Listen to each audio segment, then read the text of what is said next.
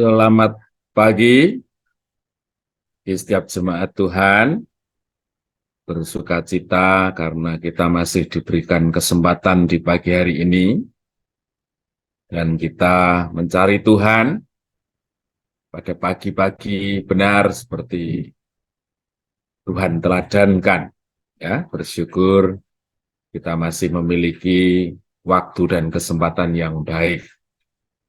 Bapak Ibu Saudara, pada pagi hari ini saya akan menyampaikan topik firman dengan judul Damai Sejahtera. Kemarin sudah, ini barangkali ditulisi Damai Sejahtera seri 2. Ya. Nah, kita sudah tahu semua bahwa sesungguhnya damai sejahtera itu tidak bisa dipungkiri dan menjadi satu kenyataan, semua orang membutuhkannya. Ya. Tetapi orang yang di luar Tuhan, pendekatannya salah, atau cara untuk mencapainya itu tidak tepat. Mereka mencari damai sejahtera dari kesenangan, dari harta, dari kekuasaan, gelar kehormatan, dan lain sebagainya. Nah, tetapi bagi kita sudah ditunjukkan caranya. Bahkan satu pemahaman yang kita tahu persis, damai sejahtera itu secara mudah atau instan kita dapatkan. Bahkan pada saat kita dalam kondisi yang sebaliknya. Di Filipi 4 ayat 6 dan 7 itu menjelaskan ketika kita mau datang kepada Tuhan, ya, mengungkapkan semua yang terjadi dalam hidup kita dengan ucapan syukur, katanya jawaban damai sejahtera itu pasti datang. Itu sesuatu yang luar biasa. Dan damai sejahtera membuktikan presentasi atau kehadiran Tuhan yang sungguh hidup dalam setiap hidup anak-anaknya. Nah, bagaimana kita memandang damai sejahtera? Ya, pada kebutuhan seperti apa damai sejahtera itu dalam hidup kita. Ya, di Roma 14 ayat 19, di situ dikatakan, sebab itu marilah kita mengejar apa yang mendatangkan damai sejahtera dan yang berguna untuk saling membangun. Jadi ternyata damai sejahtera itu merupakan sesuatu yang sangat penting dan harus ada pada setiap hidup kita. Dengan damai sejahtera itu menyatakan kehadiran Allah, kita bisa melakukan kebenaran firman Tuhan. Kita bisa menjadi saksinya. Kita menjadi berkat bagi banyak orang. Ya.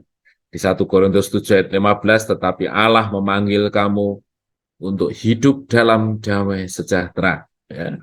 Jadi itu merupakan satu ukuran yang sungguh-sungguh nyata, yang harus hadir dalam setiap hidup orang percaya, manakala kita benar di hadapan Dia, yaitu hadirnya damai sejahtera.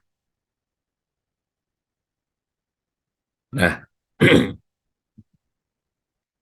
kemudian di Kolose 3 ayat 15, ya, kita sudah menerima kebenaran di beberapa waktu sebelumnya, damai sejahtera Kristus memerintah dalam hatimu. Katanya kalau di BIMK, adalah keputusan-keputusanmu, ya, ditentukan oleh damai sejahtera.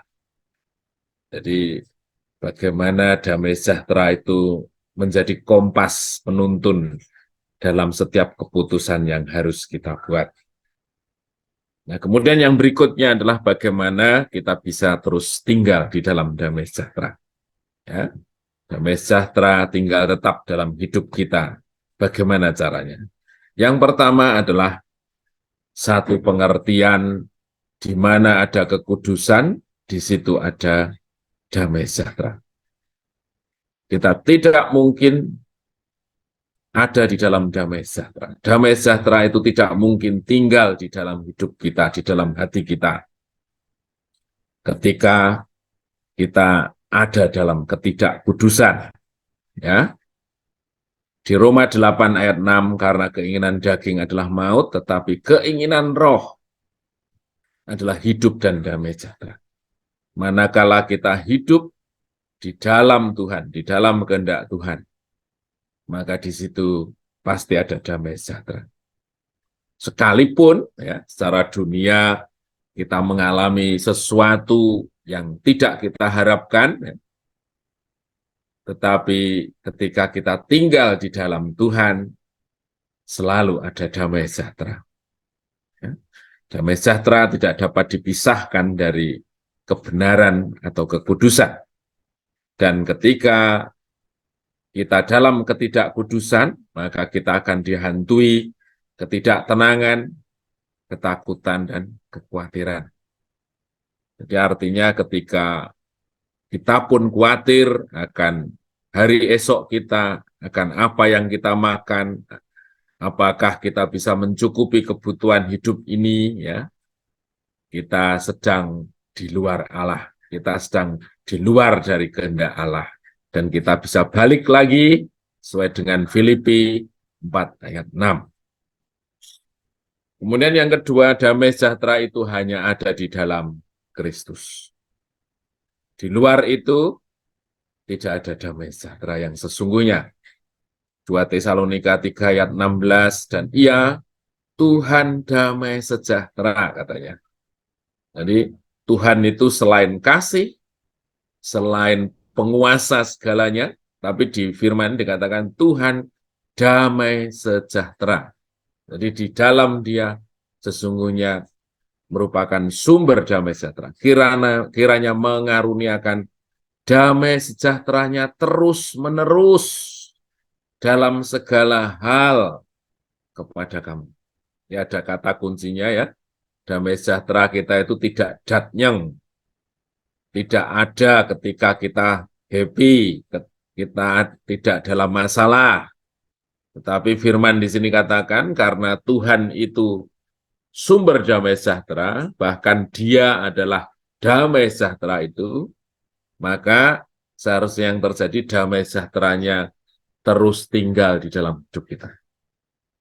Kita belajar untuk merenungkan, kalau seandainya damai sejahtera itu terus tinggal di dalam hidup ini, kira-kira apa yang terjadi? Ya, dalam segala hal, damai sejahtera itu tidak terkondisi oleh apa yang kita lihat, yang kita rasakan, dan lain sebagainya, tetapi di dalam segala hal. Terus-menerus dan dalam segala hal.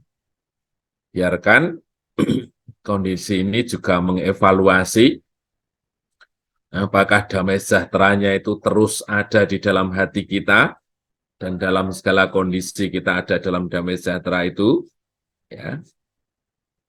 Kemudian yang ketiga, dunia senantiasa berusaha menggantikan damai sejahtera dalam hati kita dengan apa? Kesenangan-kesenangannya yang akhirnya mengecewakan. Jadi tentu iblis, penguasa-penguasa kegelapan, mereka tidak senang ketika kita tinggal dalam damai sejahtera ilahi. Mengapa? Ketika kita tinggal dalam damai sejahtera ilahi, kita sedang berada di dalam Tuhan. Kita sedang melakukan pekerjaannya. Kita sedang menjadi saksi bagi kemuliaan. Oleh karena itu, dunia kegelapan, penguasa kegelapan dunia ini, pengennya kita tidak tinggal di dalam damai sejahtera. Ya. Sementara kita tahu bahwa dunia memang menyajikan segala bentuk kesenangan, menjanjikan atau menyediakan, ngiming-ngimingi segala sesuatu yang seolah-olah nyaman, enak, memberikan ketetapan hati, tetapi ketika kita masuk ke dalamnya, itu merupakan jebakan yang dipakai, dan kita bisa kehilangan damai sejahtera.